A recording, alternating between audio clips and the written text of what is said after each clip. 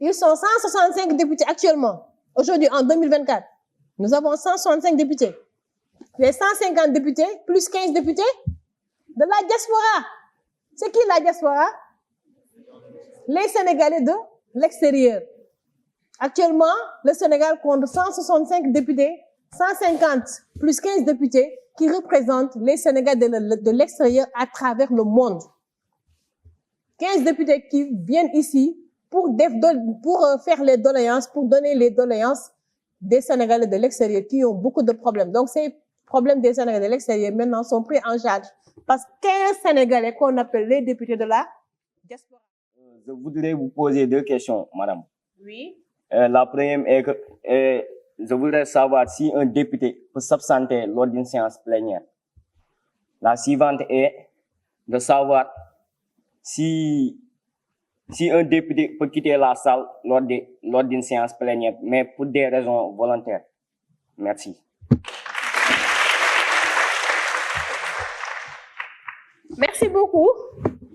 Donc, je vous ai dit que l'Assemblée nationale est régie par des normes, par des textes. Tout est organisé ici, tout est prévu ici. On appelle ça le règlement intérieur de l'Assemblée nationale, qui est une loi interne, puisque vous êtes des juristes. Vous savez qu'il y a une loi interne.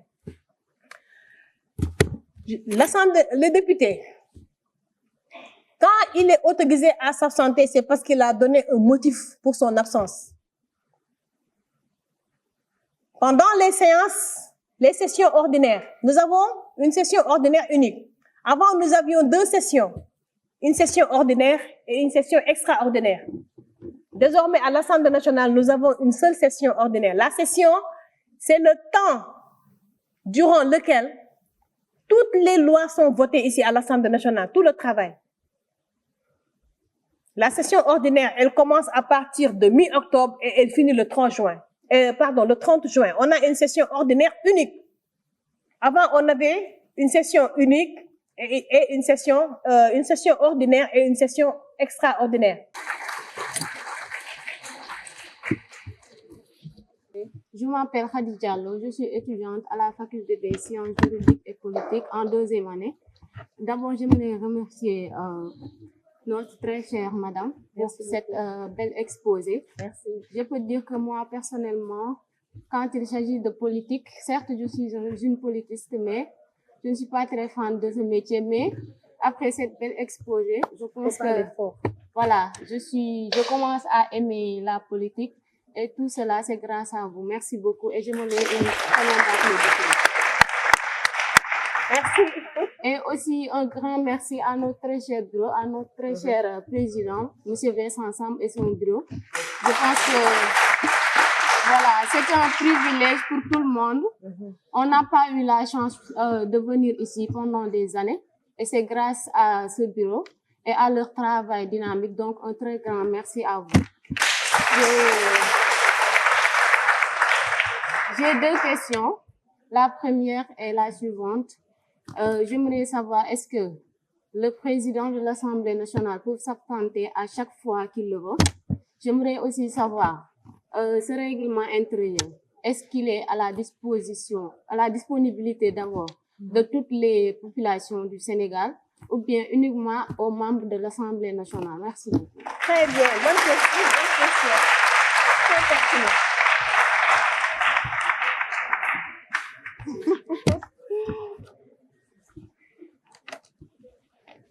Donc, je vous remercie, madame, pour les questions très, très pertinentes que vous venez de poser et qui me permettent effectivement d'aborder d'autres aspects de l'exposé que je vous ai dit qu'il faut des questions et des réponses pour pouvoir avoir une visibilité de l'Assemblée nationale. Parce qu'il y a des parties que l'exposé n'a pas pris en compte.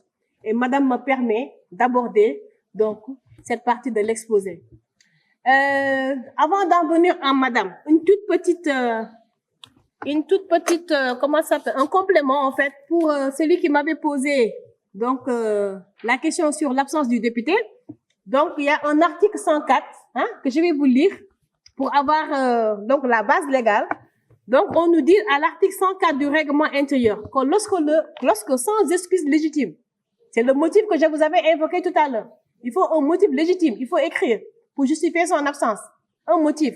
On dit lorsque sans excuse légitime, admise par l'Assemblée nationale, un député aura manqué au cours de son mandat aux séances de 2 sessions ordinaires consécutives. 2 sessions ordinaires consécutives. Son indemnité parlementaire, parce que le député, il n'a pas de salaire. Le règlement intérieur prévoit des indemnités parlementaires. Le député, il a droit à des indemnités. Donc, son indemnité parlementaire est immédiatement suspendue. Il lui est notifié qu'il peut être déclaré démissionnaire d'office. L'Assemblée nationale devra toutefois inviter le député en cause à fournir toute explication aux justifications qu'il jugerait utiles et lui impartir un délai à cet effet.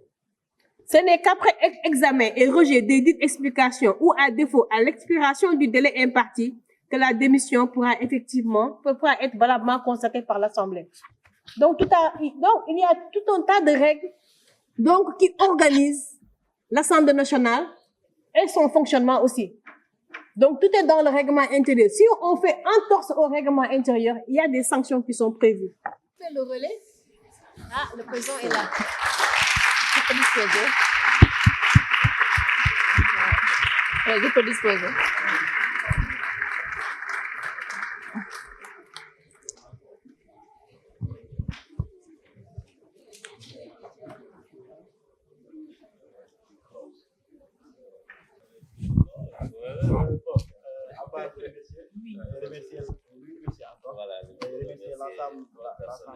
Du personnel et mes étudiants aussi.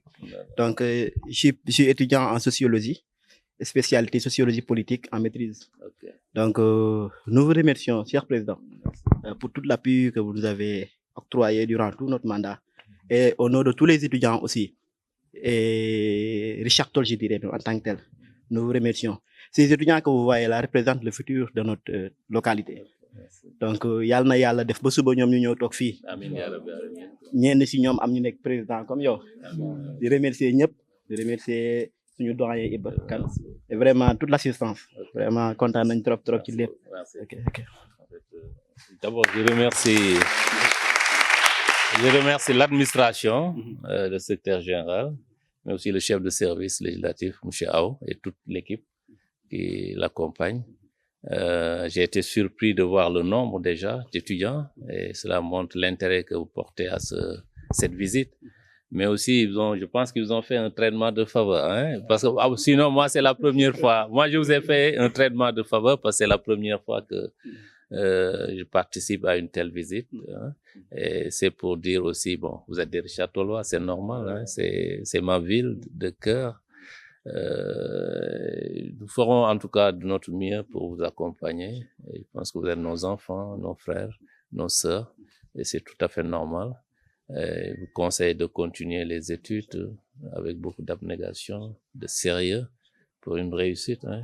Parce que vous venez de loin. Richard Toll, c'est 400 km de Dakar. C'est pas Thiès, c'est pas Louga. Mais on connaît quand même l'attachement que vous avez pour les études. Et je suis sûr que vous allez, Inch'Allah, réussir. Nous prions pour une belle réussite de l'ensemble de nos étudiants ici à Dakar et un peu partout dans les régions. Nous aurons, Monsieur le Président, d'autres occasions en tant que maire pour échanger.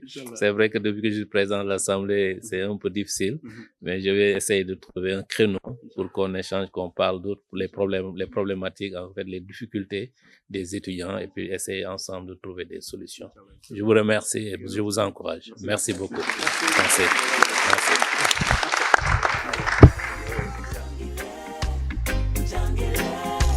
You back you finna con and moku jang the way yes kuch mo kaza but your dog is tearing young do do nu talib them do do young yalla sax dañ ko wara xam dañ ko jam li ñëk moy nga xam ba nga man xam dafa wara wété wut bu jangante be xel ba xarañ ci métier bi nga tamu if ma dafa yombul te buñu xamul tout Waterloo you nekkul ci mut ba sanku sankale ñi leen def kay way Jambile nak lu baax ñi fi nekkoon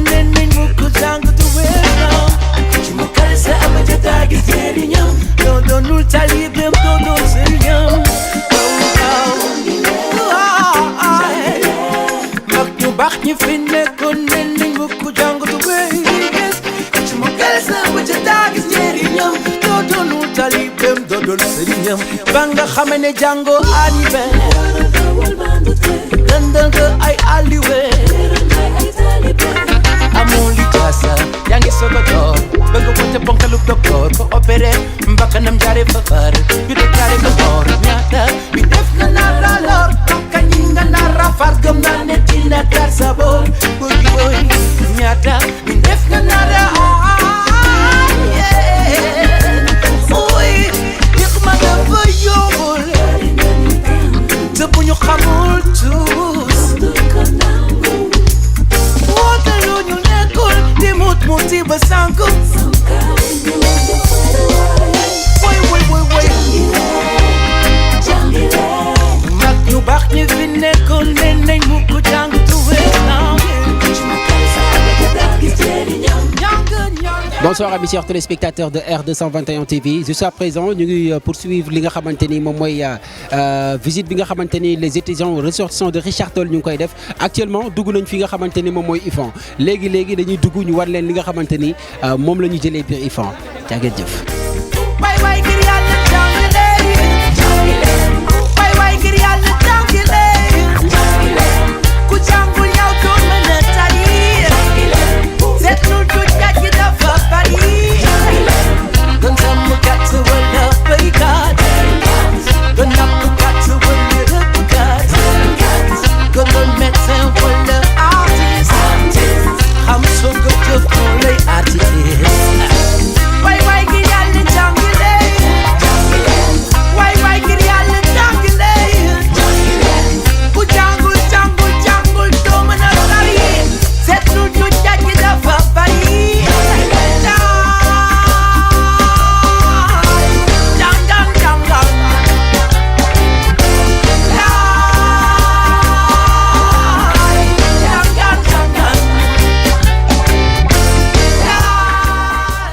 D'accord, amis chers téléspectateurs de R221 TV wax naa leen ñu ngi fi IFAN ànd ak les étudiants ressortissants de Richard Toll ma ànd ak tey sama benn gain boo xamante ni étudiant la mu ngi ci biir étudiants yi jeune homme salaamaaleykum. maaleykum salaam waa R221 maa ngi leen di nuyu di rafetlu seen teewaay tey fii ci musée bi. D'accord, tur bi naka la. Zakaria Diop la étudiant en deuxième année de sciences juridiques à la faculté de droit. À la faculté de droit. Donc et aussi chargé des relations extérieures de l'amicale. seen journée bi tey naka ngeen def tey ba am assemblée nationale ngeen commencé ko comme seen première journée. Donc assemblée nationale découvrir ko yàgg na doon suñu mbébét donc loolu mu ñu poussé à ce que ñu def suñu demande gars yi yombalal ñu ko donc ba ñu demee découvrir nañ lu bëri permettre na ko à ce que ñu savoir comment institution bi ni muy dérouler et cetera.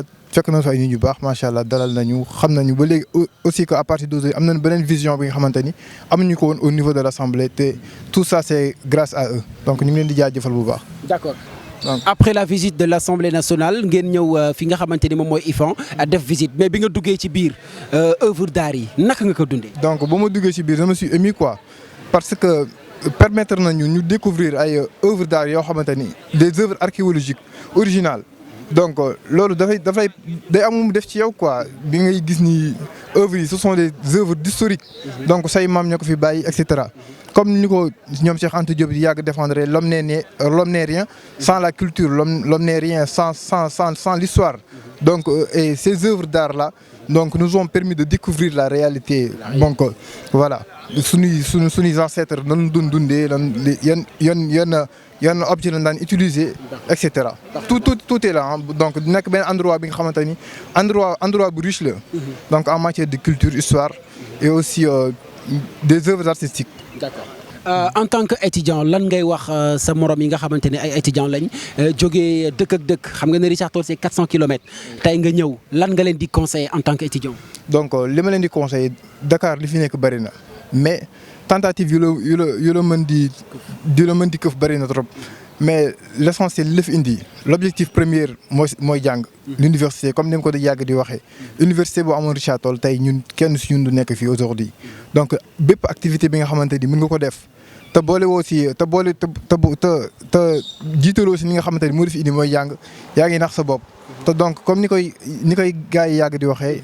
yooyu étude dafa fiir donc lu ndaw rek mën na la yàqal say objectif te dañu bàyyi lu gannaaw lu bëri suñu ginnaaw daf def plus de 400 kilomètres de Richard Toll à Dakar donc li may ñaax sama mbokk étudiants mooy ñu gën a góorgóorlu yoon bi yombul yoonu ndaw comme ni ko gars yi waxee yoonu ndaw du gaaw mais avec plus de travail d'endurance de respect et cetera ça va venir incha allah. ok comme ni ñu leen ko waxee rek R221 TV ñu ngi fii ci IFAN ànd ak les étudiants ressortissants de Richard Toll ki ma taxawal moom mooy Khady Diallo di étudiant Khady Diallo may na la bàyyi nga présenté maa ngi lay présenté. D'accord, merci beaucoup DJ. Voilà, je m'appelle Khady Diallo, étudiante en licence 2 à la faculté des sciences juridiques et politiques, plus particulièrement à la faculté de la science politique. D'accord. Khady Diallo naka ngeen dundee li nga xamante ni moom mooy seen première journée ngeen ñëw première journée ngeen dal ci assemblée nationale président Amadou Mame Diop recevoir leen waxtaan ak yéen.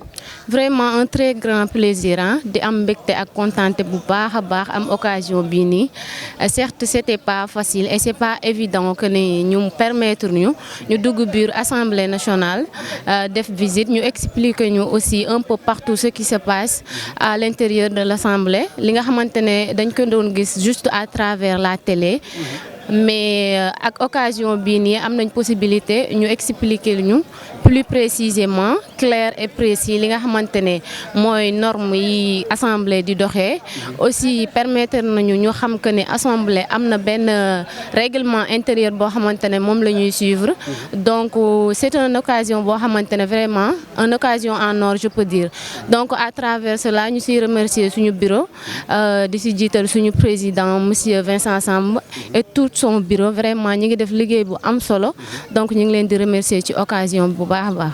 D'après Assemblée nationale nga ñëw ngeen duggaat léegi fi nga xamante ni mooy IFAN ngeen dugg ci biir gis les œuvres d'art naka nga ko dundee bi nga duggee ci biir.